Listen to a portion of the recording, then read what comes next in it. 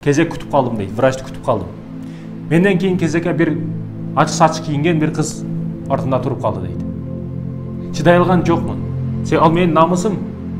Намысым аркимге реклама болуп жүрөт. Карындашым, сен менин намысымсың. Мынтип кийингениң эмне дедим? Десем, мага акылдуу сөздөрүңүздү айта бербеңизчи деди.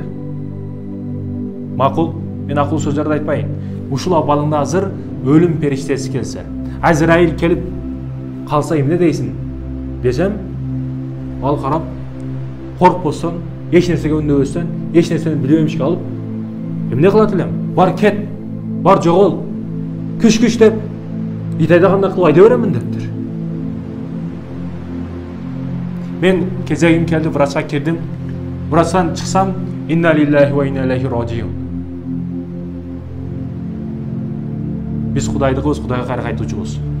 Бардыгы ушул сөздөрдү айтып жатты. Көрсө баягы кыз жерде өлүп жатат. Эмне сабак алабыз, урматтуу достор? Жашоо Аллах ага акыркы бир мүмкүнчүлүктү берди эле. Мүмкүнчүлүк берди эле. Бирок аны дагы кабыл алган жок.